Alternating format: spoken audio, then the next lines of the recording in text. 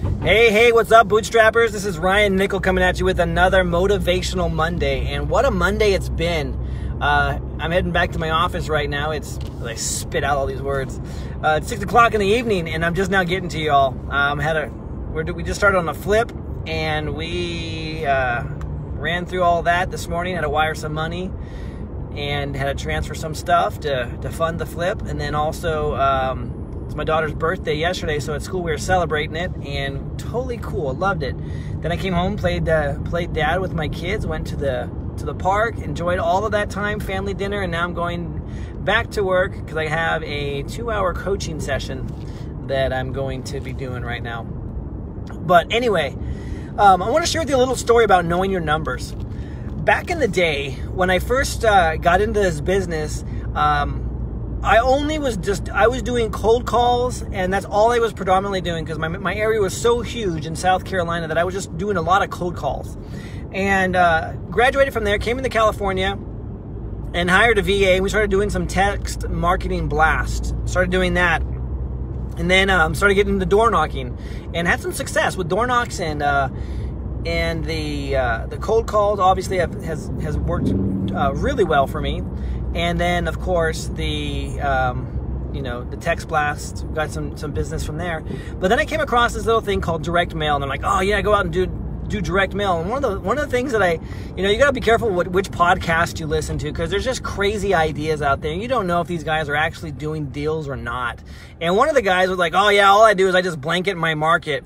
I just I look up a house, I take 70% of the offer minus whatever estimated repairs just based on pictures, and I throw out an offer, and I just, shoot it to them. And I'm like, that's a pretty good idea. I could save a lot of time doing that. So I literally hired a VA, and they went on every for sale by owner house that was out there, and then also just random houses that were like for rent by owners too as well. And just started shooting these blind offers out to these people, and lo and behold, I got a lot of phone calls back. Not what you're expecting. Not like, hey man, you suck, take me off your list, stop mailing to me. They're like, hey, let's do this. I like option number 3. Give me a call. Let's write this thing up. I'm like, oh, option number 3, awesome. Who is this guy? So I look it up, and like, of course, option 3 is like obviously it's the lowest option because it's a cash option. I think actually I had 4 options on this thing. And the lowest one was the cash option. So they took the cash option, and it just happened to be that the cash option was worth more than the property was actually worth. Again, this is just my ignorance going back that far, going into like, hey, let's pull the Zestimate from Zillow. Let's go from the Zestimate as far as what this property should be worth. And so like the property was, I think, on an acre, and it was a 2-bedroom or a 3-bedroom. I can't remember the particulars here, but it was a manufactured property. And so Zillow was comping it as if it was a stick-built property. It just totally wasn't. So I look it up, and I'm like, there's no way I'm giving this guy like $200,000 for a single wide built in 1972. Like, it's not even financeable. So like, totally screwed up. So, and I got like 6 or 7 of those types of offers calling me back, and they were because the evaluation was so high. I didn't know my numbers. I didn't know what I was doing. I was just gravitating towards like, hey, that sounds like a great idea. Let's just go ahead and throw some blind offers in the mail and see what happens. Well, yeah, that does work. I got phone calls, but obviously if you're gonna overpay for a property, why wouldn't you call?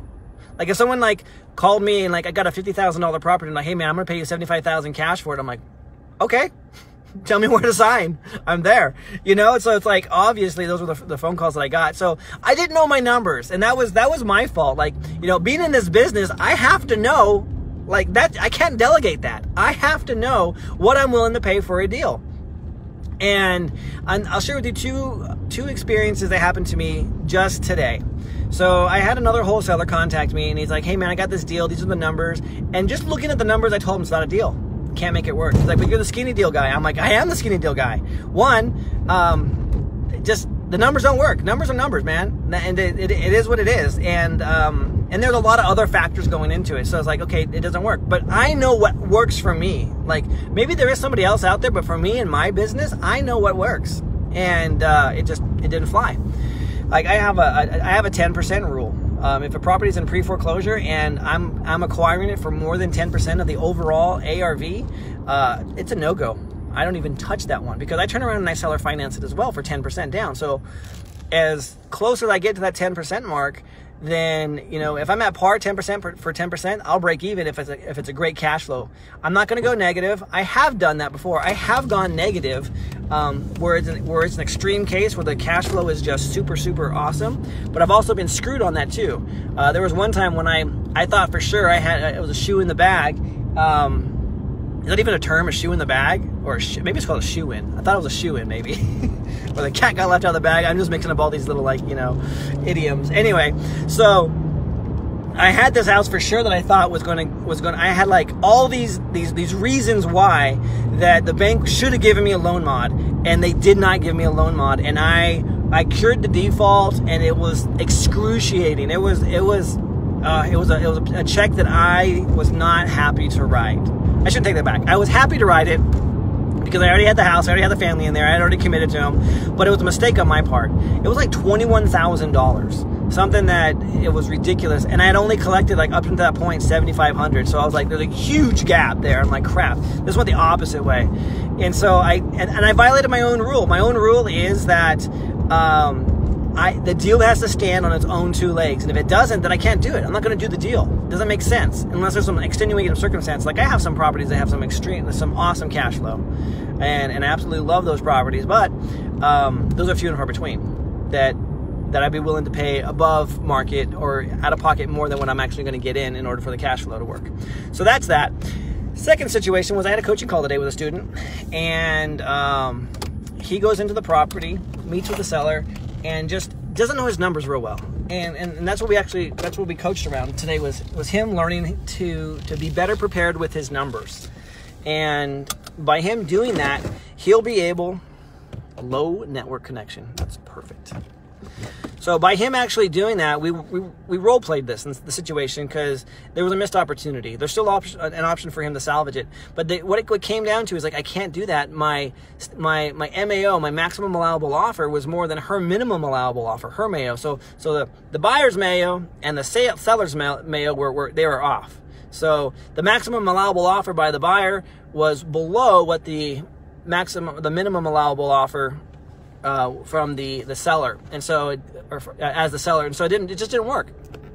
And so what happened was, because this is where this is critical. You have to know, if you're not buying the property yourself, you have to know and you're going to wholesale it out, or you're going to sign the contract out. You have to know exactly what your buyers are willing to pay and what their costs are. So here in California, the typical MAO just doesn't work. You know, the ARV multiplied by 70% minus repairs, minus assignment fee, all that stuff. I mean, you're taking a big chunk of change when you're taking like 30% of this ARV out. So for example, like this is like a $300,000 house, $330,000 house. You know, that 30%, that's like, you know, that's almost $100,000 right there.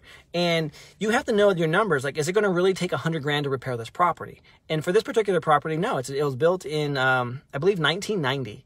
So it has dated. It is dated, but it's not like a full rehab. It's on a concrete slab. It just has a brand new roof on it. There's some issues with the HVAC. So there's some, you know, wiggle room there, but because he does not know his buyer's numbers, then, because he does have a buyer he can take this to, but because he doesn't know what those numbers are, he's fudging on the air of like, oh, I gotta get $100,000. Like, yeah, that'd be awesome. Be a huge assignment fee. Be like, yeah, man, I'm gonna, you know, collect a huge payment on this one. But we're in a tight market right now, and so that just doesn't work. So I came back to him. I said, look, bro, I know the buyer. This is what the buyer buys. And because this is what the buyer buys, these are his typical rehab costs for this. You can go back and you can actually offer her this.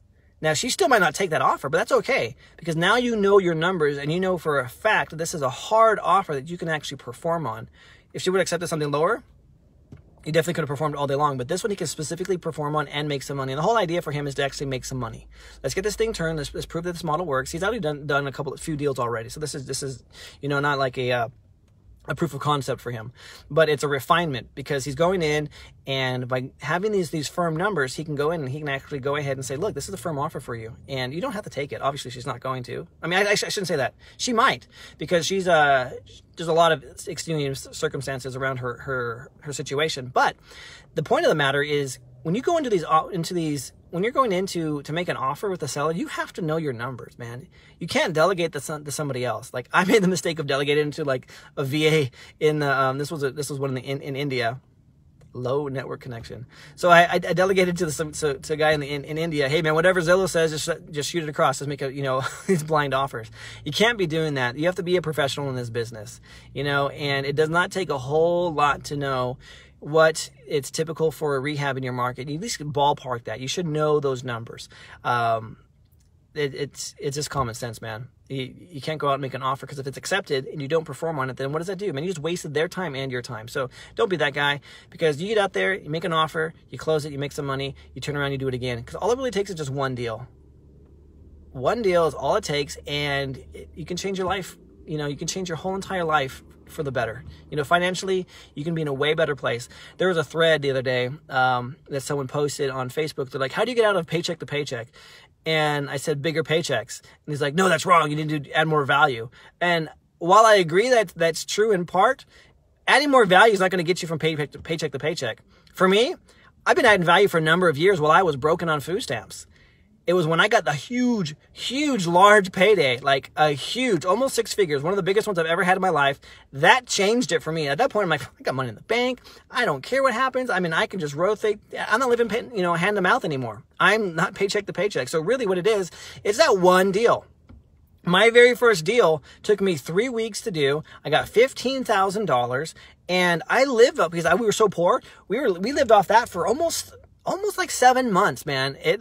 It stretched out for well, actually, part of the reason was because we were on food stamps. So we had, we were supplementing the income, not the food part, with it, because that would probably been gone a long time. I got a family of 5 kids now. Back then, I think we were a family of 3, pregnant with our 4th. So anyway, but we lived on that for a very long time. That stopped the paycheck to paycheck kind of thing, but it also gave me encouragement and faith in this business, that it changed my life. It changed the way I see myself, the way I see this industry, and the way I see, you and as individuals, that this is an opportunity that you can actually change your entire financial future and get off the roller coaster that is there's ups and downs of paycheck to paycheck, and have a wonderful life. I mean, I thank God every day for the life that I live, but it all starts with knowing your numbers. If you don't know your numbers, then you're screwed. If you're in the area here in Marysville, we have a meetup tomorrow.